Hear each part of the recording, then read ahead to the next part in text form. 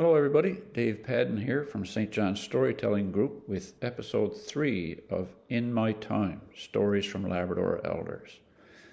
In this episode we have Ellen Ford, Angus Michelin, Mina Hibbs and Sarah Webb with more stories from Labrador's past. And I hope you enjoy. Thanks.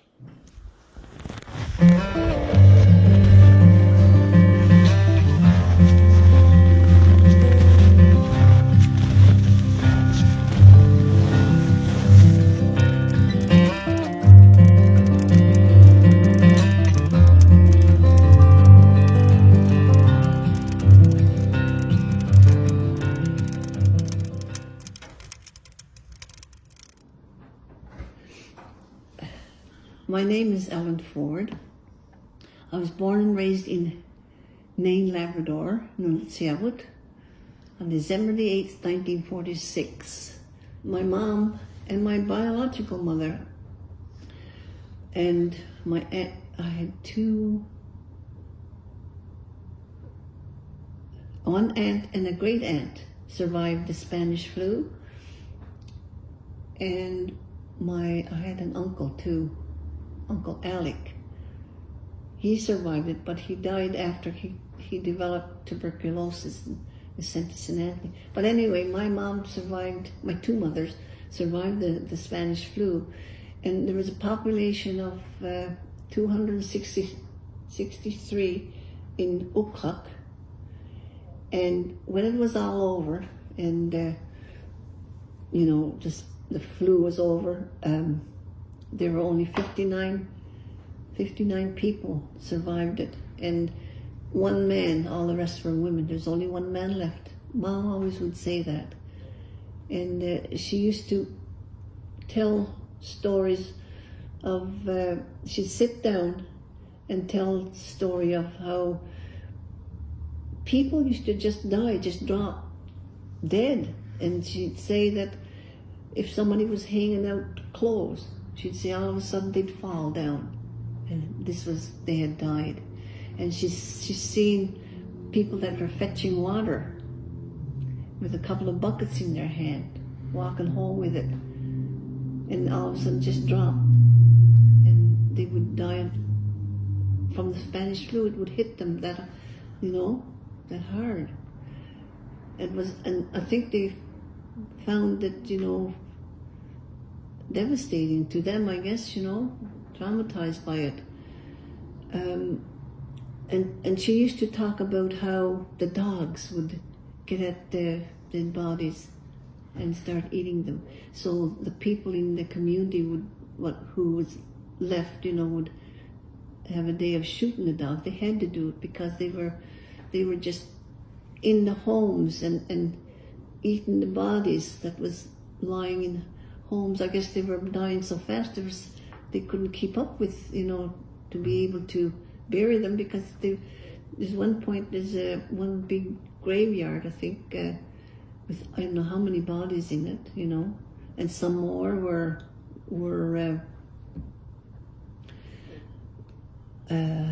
what's the name you call it? They were put in the water, wrapped up and put in the water, because the ground was frozen then, and they had to use a fuel and light it to soften the ground, so they'd have make a grave big enough to put the bodies in, which was sad, And she'd tell stories like that, and then she'd break down and she'd cry. How old was she when?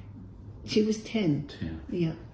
Aunt Maggie and my biological mother, I think if you watched the film on Ukhluk survivors, Aunt Maggie tells the story of how she and my mother, they were there playing in the house, and she said, because they couldn't go outdoors to play, because the old dogs would try to come in and eat them, she said. So she said that day the dogs were at the door, and she said, she got a gun, she said, and went out and she shot one dog. She laughed about it, very proud of herself. Yeah. And Aunt Maggie was a comical woman, and we used to like Aunt Maggie. Yeah. So, anyway. But they all, there were some survivors, and they were pretty strong women. Yeah. In 1919, I think it was. I don't know if it was in the spring or in the winter. The winter of 1819. 1918 and 1919. Yes. That's when it closed down in 1919. Oh. The missionaries left too, because I think, I believe the missionaries, I think there was a couple of them that did died in the Spanish flu too. Yeah. And so I don't know, I don't think there's any buildings left there now, just mounds of but Mom always used to talk about the good old rhubarb that growed there, and when Dad used to travel north on the collector boat, they used to collect fish from up in Newdock area and bring it back to be processed in the plant. That was back in the late 50s. And Mom always used to say to him, go to Ukok, call in Ukok and pick some rhubarb for me. And that's what he used to do. Yeah. Still there. Yeah, I think it is, yeah. It's good rhubarb. Mom used to say that I believe the missionaries had the garden there. Yeah. And they had good old rhubarb, she said. It's good to eat. Okay. Like I was saying, Mom was placed in after the Spanish flu in Black Island with the Fords. And she used to help Aunt Selma, we call her, who was a daughter of Mr. Ford.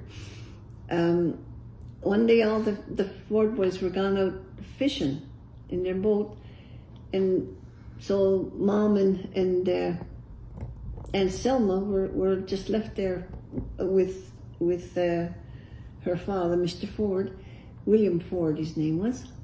And anyway, the chimney caught fire outside on top of the roof. So of course Mom and Aunt Selma went running out, put the ladder up to the roof, and Mom took a bucket of water and went up the roof and told Aunt Selma to get some more water. So she went and threw the bucket of water over the chimney and went back to get more water, thinking Aunt Selma was already there. And she looked down, and here was Aunt Selma coming up the ladder with a cup of water to put the fire. And she bawled at her. She said, "No, that's too small. You get a bucket." But they managed to get it out, and everything was okay after. Very good. It was funny. Yeah. And go ahead. Yeah, you had some help your father harness the dog teams and did a bit of riding. I used to love help my father. I knew when he'd get up in the morning, he was going to get some wood, going wooden as we would call it. And so anyway, I'd hurry up and get dressed and go run outside and help Dad harness up the dogs. And I would bring them their harness line and give it to Dad. And they're right rear to go, right jumping around, right excited. They knew they were going wooden with Dad. So when we have them all harnessed up, I'd hop on the hummock, and Dad would unhook them from the bridle, and they'd take off. And I love my rides on the dog team, and I'd go right out to halfway out the harbour, and I'd jump off because I knew I had to be to school. Jump off and get to the school, and the principal would be there watching for the ones that were coming in late. And I would say to him, I was helping Dad with the dogs, and he'd say, "Okay, go on in." Yeah. Another time when I used to always say to Dad, "I want to run like you with the dogs by the hummock when we're going along." We were going back to a name from Black Island one time, and I was in the hummock, in the hummock box, and Dad got off and he used to run with the dogs. And when he did that the next time, I started bawling out to him, "Dad, I want to run like you with the dogs." So he came over and picked me up and put me on the ice. I was only about 7 years old. And here he did it because I always wanted to run like him. And all of a sudden, everything was going away from me, and I couldn't run as fast as I thought I could, like Dad. So I started to bawl. I bawled out. I said, "Dad, come and get me. You're leaving me." So he came back, picked me up under his arm, and put me back in the hummock box. I didn't ask him after. Never bothered. It was too hard for me. But Dad was so good with the dog team, and we had a wonderful team of dogs, and they were really good working dogs too. You know, we had no trouble with them. And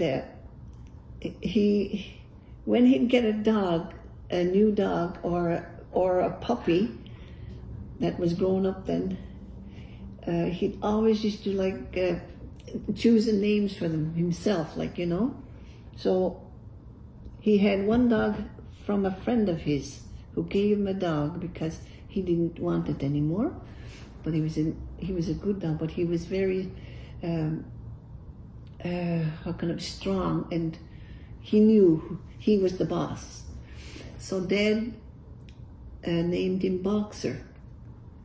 And I tell you, he was a boxer because he really ruled the dogs. You know, if they went did something wrong, or if they were in the way, he put them in place. He called them Boxer. And there was another one that he called Yuri. Now Yuri was the first man the Russians put on the moon. So Dad decided to name this dog Yuri. And he was a good dog too.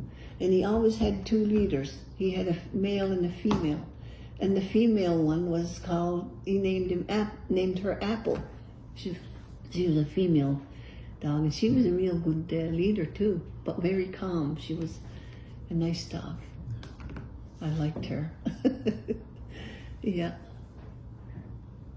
And that's the two names I always, that's the two names that is always kept in my mind, of how Dad would wanted to name them whatever he felt was good for them. And Apple was a good name for her because she was, like I said, she wasn't bossy, or she was calm and treated the dogs good. And Boxer he was more of the boss, so he made them listen to him. And you used to help your mother making craft net and mitts and yes. Did you go sliding on the sealskin or something? Yes, yeah. My mom used to be so crafty. She was so good at sewing sealskin and furs and making duffel mitts and duffel socks and things, And one time, she'd always have us to chew the edge of the sealskin so it'd be easier for her to sew. So I got thinking, there's so many steps before you even make a sealskin boot to get the skin ready, So when she'd get the seal, Dad would skin it, and when the sealskin the pelt was all ready, Mom would take it and clean the skin with the ulu. And always Mom would say to us, "Don't touch that ulu. It's very sharp and cut you bad." And I believed her because she was full of scars from the ulu. Anyway, she'd clean off all the fat from the seal. And when that was done, she'd wash the sealskin in a tub of hot water and wash it with Sunlight soap. And Sunlight's always says there's nothing like Sunlight soap. It cleans so good. Anything that's greasy especially, and for stains as well. And she'd do that and clean it until it wasn't greasy anymore. And then she would let it drip a bit, and then she would spread it on a hoop, and for it to dry out. Once it was dried out, I come home from school sometimes, and she would hand me the sealskin, and she would have it reeved up like in a big ball. And she'd say, "Ellen, stamp on that." And that was to stamp on it so that I don't know how you would put it, fold it up and stamp on it. This was to make it soft. It'd be easy for, if you were making a pair of skin boots with the skin on, it would be nice. So the next step was she'd have it flattened out. I'd come home from school again, and here she'd have it flattened out, and she would hand it to me and say, Ellen, go and slide on that, now on this old school bank. So that's what we used to do. The old boarding school bank was quite nice for sliding on. I'd take the skin, and she'd always say, when you go sliding, make sure you slide with the skin, not against the fur. So I would make sure it was laid down right, and sit on it, and I'd go for a slide. It'd take me right out to the belly cutters. It was quite a nice long ride. And I'd do that for a while because I used to love sliding on it. It was so slippery. And it made it shiny. It made it really nice and shiny and clean looking, you know. So anyway, I'd take it home. And then that's when when she was ready, she would cut the pattern out for what she was making. Either a pair of boots or a pair of slippers, mitts. And I believe she made quite a few jackets with it as well. Yeah. Anyway, I know one, especially, particularly one that she made for I don't know if it was one of my sisters or my brother, Wilfred. So that was done, but of course, when she had all the patterns cut out, we would have to chew the edge of the skin on the edge so that would make it easier for her to sew. And we didn't like that. When I would first start chewing, you know, the taste wasn't very good. But by the end of it, when we had it nice and soft, it tasted okay. I didn't mind it then. Very good. Yeah, so it was okay.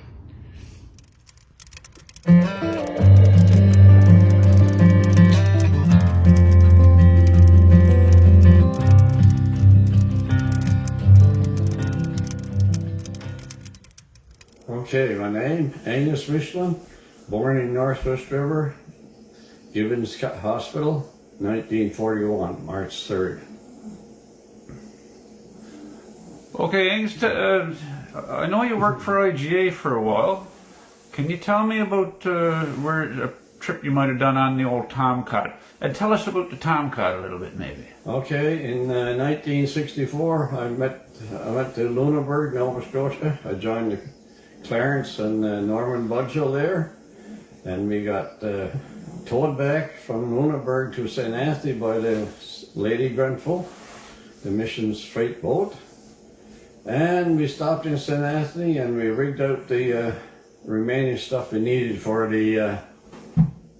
our trip home from St. Anthony. So when we got everything lined up in St. Anthony, Mr. Watts, Jack Watts, came from the Northwest River and he joined us in St. Anthony. We left there and we went over to Mary's Harbour. We picked up some things there they wanted, and we went from there out to Fox Harbour.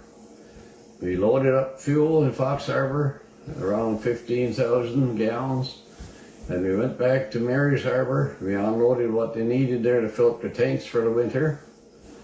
So when we left Mary's Harbour the next, we went back to Fox Harbour, loaded up, and went straight back to Cartwright. And we loaded up there what tanks they had to fill up. Then we left there, and Cartwright, we'd come back to Northwest River, and we pumped off what we had left in the boat, around 12,000 litres probably, or gallons, yeah. And we stayed in Northwest River 4 or 5 days because we had to do some extra work on the boat. Then we started hauling fuel from Goose Bay to Northwest River. Then we got the tanks filled up here in Northwest. We started on our way then from to Nain. We made our way up to Nain. Then we come back and we went to Hopedale and Davis Inlet. Done some little bit there and some in Rigolette. And then after that, we went back to Goose, got another load and went to Cartwright and finished all their supplies for the winter. So that was the end of that season for that year because everything was all small tanks then and everything was full. So the next year, we left Goose Bay, went to Nain and Hopedale, Postville, McCovic, and Rigolette, and back to Goose. It was there, a full load gone then. 19,500 gallons. That's what the boat hold. Okay. Yeah. I know the IGA had stations all over the coast, so they had to supply fuel out. So was IGA buying or getting old fuel that the Americans or Canadians had in radar stations, communication stations on the coast? Yes. You know? The Fox Harbor, we cleaned that out. Cleaned out Spotted Islands, cleaned that one out. Okay. And the other one was out to around Cutthroat somewhere. Yeah, right in Cutthroat, I think. Yeah, we cleaned that one out. And we took all that fuel around to the hospitals. Oh, yeah. So this was all surplus to military requirements, all this fuel? All that fuel, after us bases were closed, we just drained what fuel we could from the tanks. Mm-hmm. Yeah. Oh, okay, well that's interesting. All the fuel that was left in the tanks we took.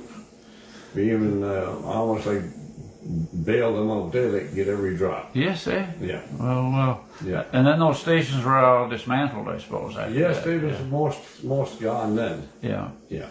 And then after that, somebody went in and took tanks down. Do you know what sort of vessel, was the Tomcat originally an oil tanker or a water tanker? I've heard both. No, she was a water barge for throwing up the boats in Halifax Harbor during the war. Okay. She was used for that purpose. How many years would you say that IGA used her? Well, that was 64. Okay. Yeah, and I gave up in 70. Yeah. And she was still used almost that date. I say around 68 they used her for the coast. Okay. Yeah. And then they just used her for unloading the coastal boats Yes, here. after that they used her for just the freight for the boat because the hull was wasn't seaworthy. No, she was condemned, I heard. She was condemned. That's wasn't even supposed to go to the boat. Oh. We're right. Yeah. How did your father get to be involved with the IGA Gardens? My father, Angus Michelin, he started working in like 1935 at the mission or somewhere around that date. And he worked there for the year. And then they started getting the gardens all made up and growing up and digging up and cleaning up.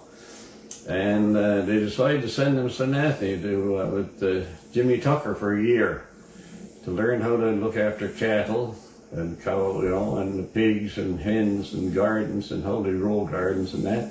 Yeah. Okay. So then he come back here and he stayed here until it all closed up. The IGA agriculture was a pretty big deal here in Northwest, is that correct? Oh yes. Yeah. Yeah. They grew all their own stuff for the winter. Yeah. Yeah. Yeah. I've heard it said that you could get milk for 9 cents a quart in the 1930s here. Maybe so. Fresh milk. Yeah. I know it's pretty cheap. Like a head of cabbage in my time was 25 cents. Yeah. Okay. And potatoes, they sell some, not a lot of potatoes though. Okay. They didn't sell.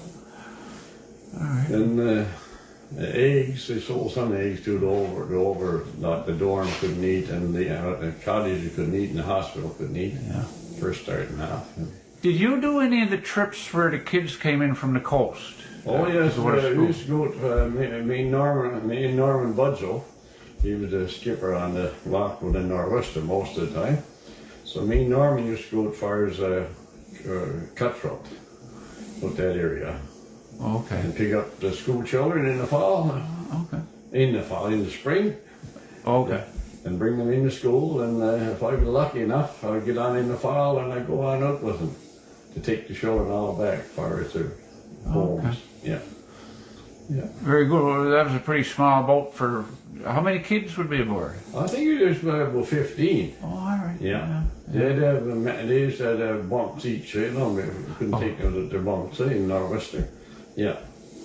So we used to go out there and drop them off, and it was in the fall of the year. We stopped by and we pick up shells and for the hens and all that, stuff we need for the winter on the way back, me and Norman. Yeah. I never got on a hunting trip. They used to go and hunt geese in the fall too for for their last trip in the And- winter. Did you work at the cable car? Do you remember the cable car? Yeah, I when started. when it started. Could you tell me about how the cable car came to Northwest River and when it started and building it there just for a few minutes? 1960, as I recall, Hank Schultz brought the cable car in and set it up for British ropeways, and they got it all running for 61, but they could never get the track system working properly and the doors. So the season ran out. So in 1962, they brought in new rigs for the main ropes and new doors for the cable car. And in August the 20th, 1962, she started running full time. What was that date? August 62. August 62. Yeah. Is that right? Well, And August 20th. And she started running then from 7 in the morning till 7 at night. And you had to pay 10 cents a trip on her, or buy yourself a pass for $2 or $3 a month. and this would take people from Northwest River across the river Yeah. to the south side, which is now Shaddy, Yeah. and then you could make your way up to Goose Bay. Yes. Yeah. Okay. Yeah. Who were the first operators? Can you remember? Junior Blake and Jesus, Ron Lyle. Yeah, that's the first two operators. We only had two operators first. Yeah. And it was a pretty good system, or worked pretty well? Yes, it worked good. The system worked good. Yeah. How many years was it in operation? Well, I gave up in 1983 or 5. Oh, okay, so 20 years. Yeah, 20 years, I yeah. remember it. Yeah. Very good. Yeah. There was never any serious problems with it? No big mishaps or nothing. Okay. Yeah. The engine was pretty good then. I'm not sure what year they went electrical motor instead of the gasoline one. Yeah. But the reason they went electric was hard job to get parts from England for the motor. Yeah. Yeah. So they changed to electric. Last 4 or 5 years they ran it. Yeah. Do you remember the old barge that Hank had? It used to take stuff back and forth across Oh yes, the river. yeah. What was that built from? That was built from like 3x10s and then 45-gallon barrels rolled together underneath, about 25 foot wide. Yeah. And they was only just strapped on with straps and that. Yeah. And that could hold a couple of vehicles? Oh yeah, you get about 4 pickups on there, no trouble, or a dump truck and a couple of pickups, or yeah, depending on the size. Yeah. That was towed back and forth through this with a motorboat or longliner, what you want to call it. Yeah. And do you remember them putting the road through to Goose Bay? I remember them starting it, yeah. I remember it finished in 1958. Oh. Yeah. And then we had, in 1958, around that date, Hank started plowing the road. So much in the winter time, one-way traffic mostly, because pretty lot of snow and small equipment. So they plowed one way and used to have pull-offs. You see someone come, you had to pull off, over close to the pull-off. Oh. The road is narrow, yeah. Yeah. But then you get to Goose River and you had to get in a boat. Yes, boat for Goose River. Yeah. Yeah. Yeah. Very good. The first year the first year of all they used the road was by snowmobile. They gave up the old road, eh? Oh. Yeah, because the other one was better. Yeah. Yeah. That was the big old Bombardier one. Yeah. That was a snowmobile, yeah. Okay. The Bombardier one. Right on. Hank bought 2 of them, eh? Like he bought one the first year. Next year he bought another one, and he run the mail service and all the passenger services from people working in Goose Bay. Yeah. Put on like a bus service. Where did IGA get theirs? I'm not sure. I can't remember who donated that one. Yeah. Okay. It was what year, I wonder? About 1960 probably. Yeah. Around there, I think. I got a picture of her in 62. That's all.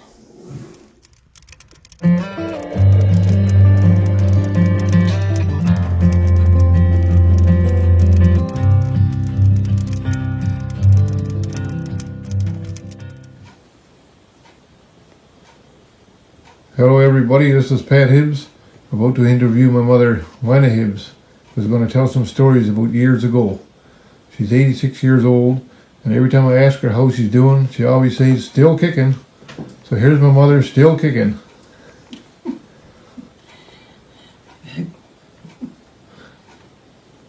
Yeah, we weren't a very rich family. We didn't have very much in a big family. And we used to go berry picking, pick berries and bring it to the clothing store and in the Grenfell Mission had. And then we would they'd give us clothes for the berries. It could be a coat or a dress, a pair of boots, whatever you wanted.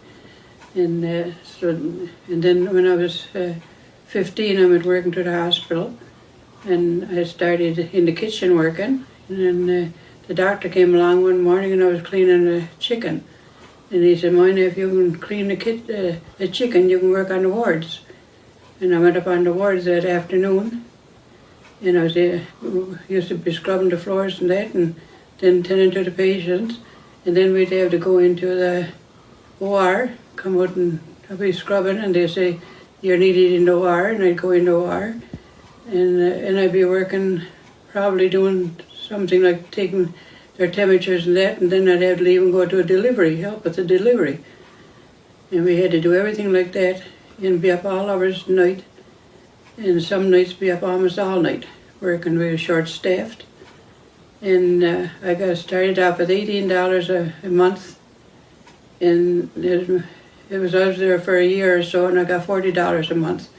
And I was top paid with all the girls that was there, because I was there longer than any of them. And we all enjoyed our time. We didn't care if we was off or not, and just kept on working. No time off hardly. And we'd have to go in the village and do something with some patient or another. And one day I went out with a med student and had to attend to an old man who was sick. And the med student, he sat out having lunch, and he didn't bother to come in where I was to and help me. When I went back, I told the nurse about him, and he got in trouble. So then the next time I had to go with somebody.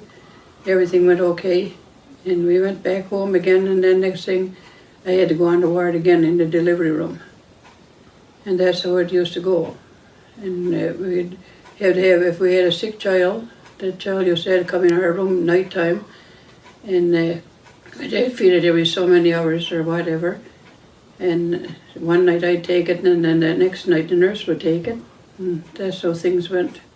Yeah, when I was in the hospital, we didn't have any needles like they got today. We had big needles, and I used to have to clean them. They used to get rusty, and I cleaned them and washed them and syringed the water out through, and with the clear water, soap and water first, and then I would clean it with alcohol, and just have the alcohol, fill that full of syringes and clean them out through that way. They were some big needles. And then I put them and wash them over again in just a sterile water, put them in a gauze and roll it up and put it in the sterilizer. And that's what we used to have to do with the needles, because we didn't have any to use. So that's what the patients used to have, and really big needles. And about we used to be over there across the river, or Sessashi, and they had tents up all summer long over there, and they'd go in the woods in trap, and all winter they'd be gone the whole winter. We used to miss them too when they were gone. And when they'd come from trap and they'd come out and they'd have snowshoes made and deer caribou boots and shoes, and they'd have extra caribou skins and everything all cleaned and everything, and bring that out to sell. And it was so good to see the tents back over across the river again.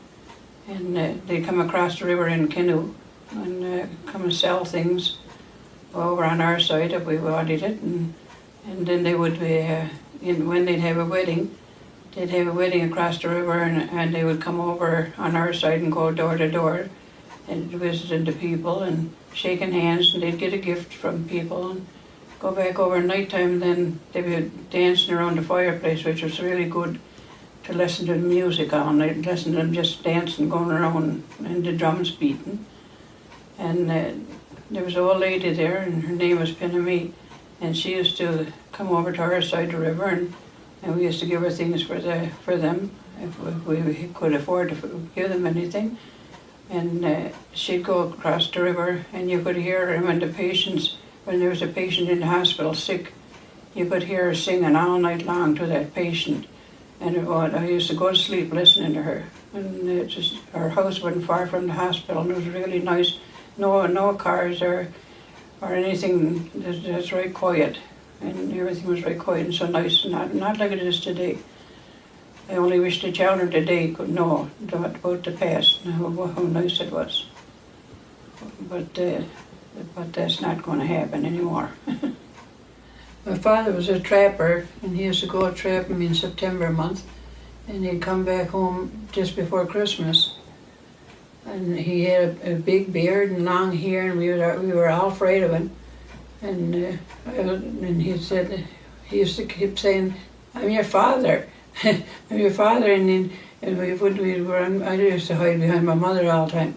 And then he went and he shaved and got a haircut, and then he come back, and it was our father. We believed it then when we seen him, and so he was always home there for Christmas. And Christmas time then on Mondays usually all the mothers used to be went to Hudson Bay store to see Santa Claus, and nobody was allowed in the store, only the mothers that day. And that's when they told Santa Claus the things that we wanted for Christmas. And there was the curtains up and everything, so we couldn't look in the windows and see what was going on. So then they had all in boxes, names on, and then Christmas Eve, there was a man used to deliver it all. And I see him coming down in the night time. We was gone to bed, because I was afraid we wouldn't go and get a gift if we didn't go to bed. I looked out the window and seen Santa Claus coming with the boxes and stuff to our parents. And every Christmas Eve they had pies and cookies and cake and syrup, the juice syrup, and there was on the table. We'd get up in the morning and there was a lot of stuff eaten.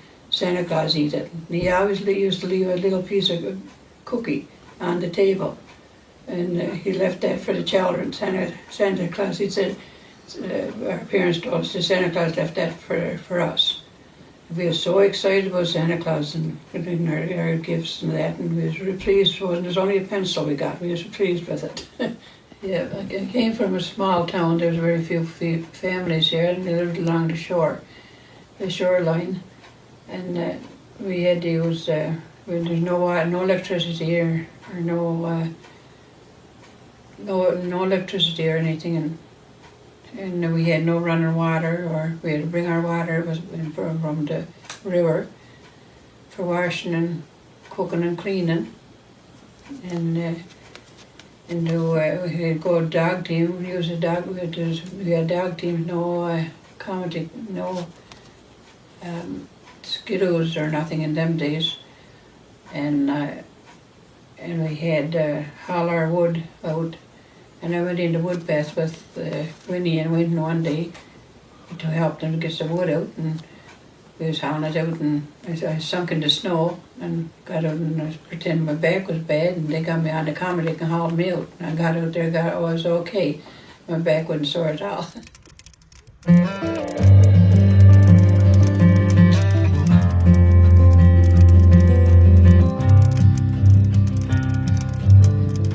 Okay, I went to boarding school when I was 5. I turned 5 October 12th, and then went up to the Bay a few days after. So I just turned 5 when I went to boarding school. We had to go to boarding school because the church minister said you had to, you couldn't go off to the Bay. You had to stay here and go boarding school. So, on Christmas and Easter times, there used to be a lot of church services, and we used to have to go to every one. especially on like some days you went 9 o'clock in the morning, 10 o'clock, 11 o'clock. So you didn't get out till 12, 9 to 12, and you weren't allowed to go. You weren't allowed to leave and go back or nothing. So you had to stay there. That used to be hard. You know, those benches weren't the most comfortable benches. No. And we used to have the building next to the boarding school, what they called the Untlock, because they tore it down from Untlock. And so we used to have to go over there to have a bath. So you'd fill up this old tub. And it was alright, I guess, for the first one. Well, I don't know if it was too... I was never one of the first ones in there, so I don't know if it was too hot first. But you had same water, never changing. Everybody in boarding school had the bath in the same water. So you can imagine how dirty it was and cold by the time the last one's finished. That's awful. Yeah. And you remember that. Yep. What else stands out in your mind when you were And cold in the or straw mattresses. Because like you, straw, like the grass you get from around here? I guess I don't know if they, Yeah. where they got the straw, but I know if you move, sometimes it would stab you. So if you found a good spot, you never moved, you stayed still all night so you wouldn't get stabbed. And the old blankets, I think what they called horsehair, because they were cold no matter how many you piled on top. It was cold because they only had one low oil heater downstairs and a little hole go up, heat to come up. So it used to be really cold. And About how many other kids were there? there was quite a few. Like the boys was in one part, the girls was in another part. Okay. But we used to be there. I think it was mostly just our family that was there for Christmas because Dad and them never ever came for Christmas.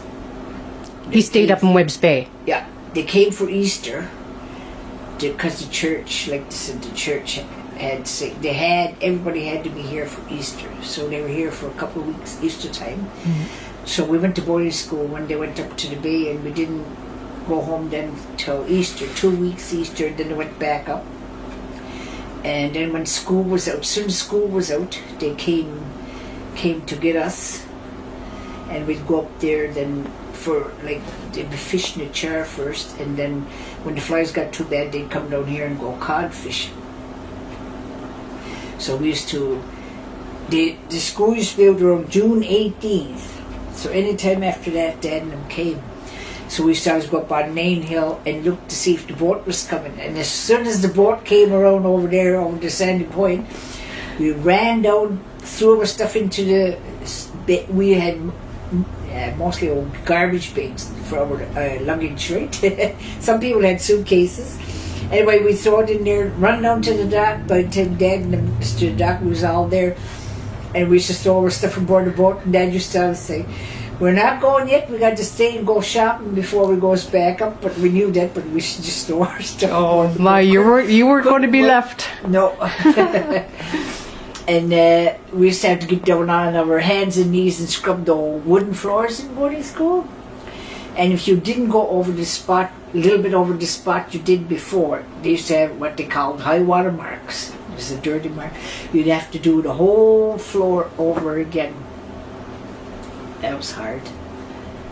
Get splinters and everything because the whole floor was like wasn't varnished or anything. It was just plain old wood, I guess. Yeah, that's terrible. I talked about when the Americans used to fly over when the hurricane dropped the. I suppose it was the American plane. I know when the Americans were in Goose, they used to collect toys and stuff. And before Christmas, they used to fly over on the hurricane and parachute the toys down. And we'd go down to the Martin Hall on Christmas Eve, and they'd give out the gifts to the kids. So that was exciting. Can you remember in particular one gift that you really liked or enjoyed? Not really. No. I think where we didn't get much, liked everything, and we used to hang up every stocking we had in people's houses Christmas Eve. We'd just go to anybody's house, and even we used to take our socks off inside our boots and hang them and go early the next morning. But sometimes you didn't get much, but it was exciting. And I remember one time I had a can of custard powder in my stocking. Ooh, custard powder. I love custard, Yeah, especially with blackberry cake. yeah. We used to make homemade decorations for in boarding school, like those old, you call it crepe paper, was it? Yeah. Cut them up and glue them, make chains. Yeah. What else did we used to make? I can't remember what else we used to make. I just remember making those chains. I can't remember what we used to have for Christmas dinner even, no. I know we used to have porridge. Oh, I can't stand porridge. And the way they used to make it in big pots, and they didn't stir it proper, so there was like lumps. Yeah. Lumps of porridge Yeah. in the pot. Yeah. You had to eat it. Yeah. I remember one time I wouldn't eat it, so they tried to give it to me for dinner and then for supper, and I wouldn't eat it. I just Couldn't do it. couldn't do it. So all day I didn't eat.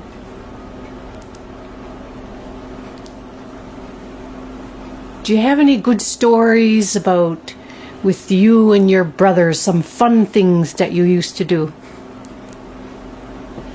When we used to be up to bay, we Yeah. used to play boats in the we used to call it dog feed pond. Now I don't know why we call it a dog feed pond, but we used to make our little boats and play boats around in that pond. Oh, yeah.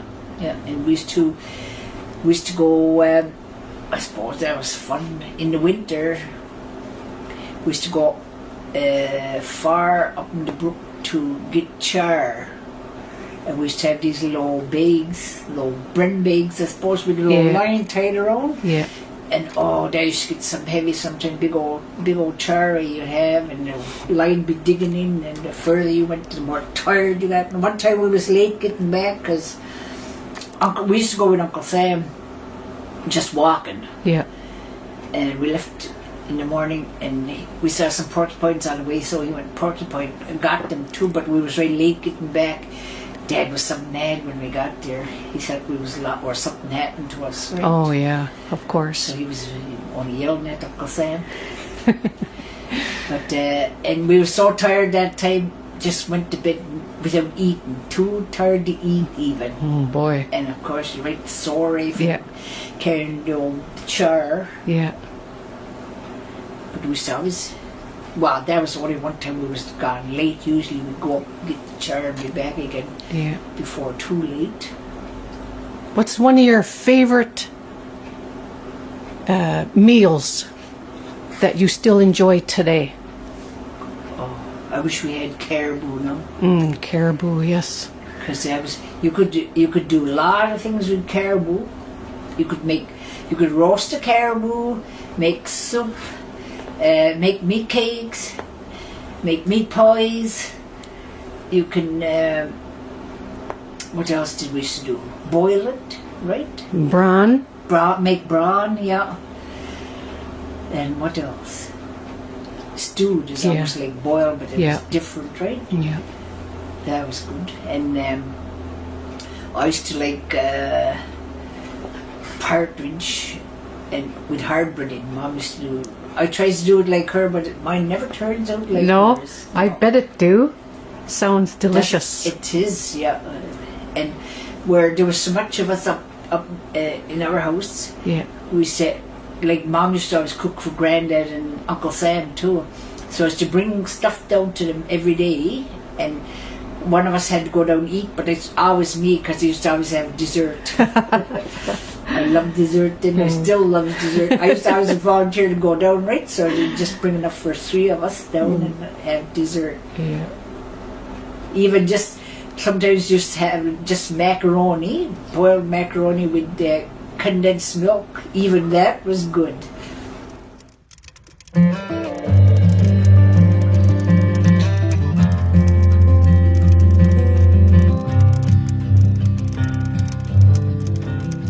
Original music, Northern Glory by Alan Byrne.